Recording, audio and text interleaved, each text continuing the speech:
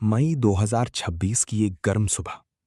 देश भर में लाखों छात्र अपने जीवन की सबसे बड़ी परीक्षा देने जा रहे थे। किसी के हाथ में एडमिट कार्ड था, किसी के होठों पर प्रार्थना, तो किसी की आंखों में डॉक्टर बनने का सपना। सुबह के 5 बजे से ही परीक्षा केंद्रों के बाहर भीड़ लगनी शुरू हो चुकी थी।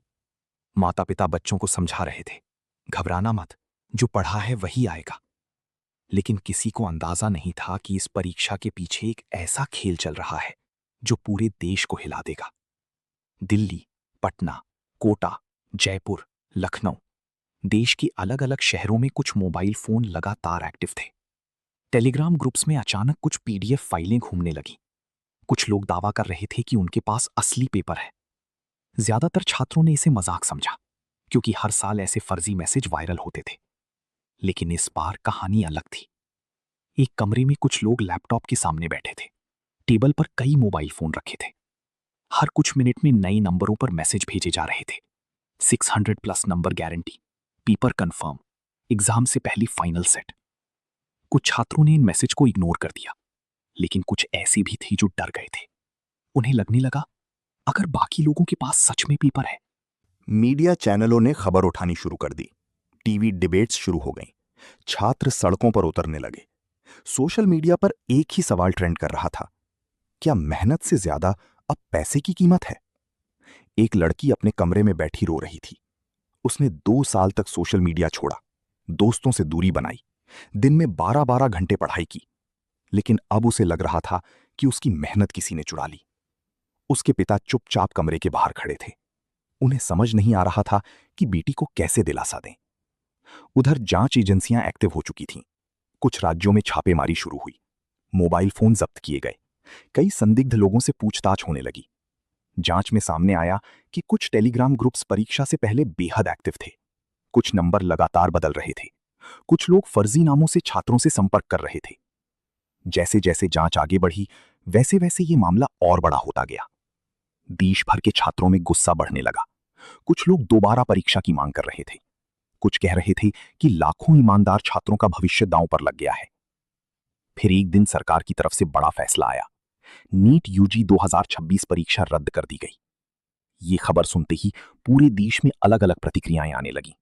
कुछ छात्रों ने राहत की सांस ली, लेकिन लाखों छात्र टूट गए, क्योंकि उन्हें फिर से वही लंबी तैयारी, वही तनाव, वही डर झेलना था।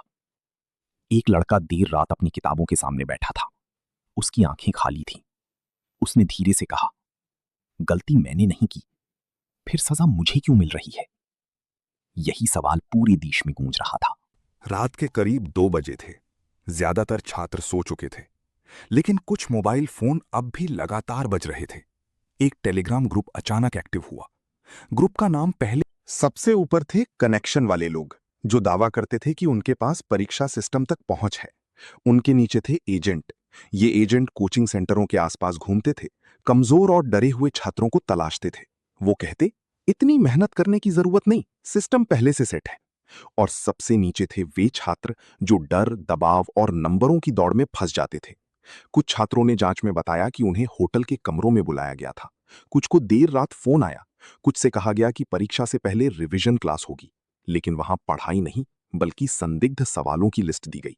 हालांकि जांच एजेंसियों ने साफ कहा, अभी तक पूरी सच्चाई सामने नहीं आई है, क्योंकि हर आरोपी एक नई कहानी बता रहा था।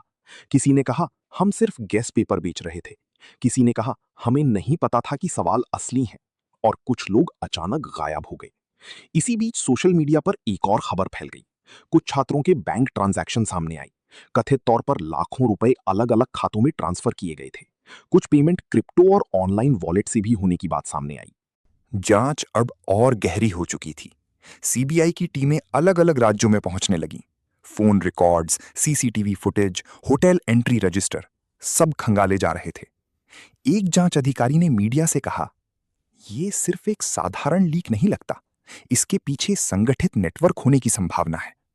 लेकिन देश के लिए सबसे डरावनी बात कुछ और थी।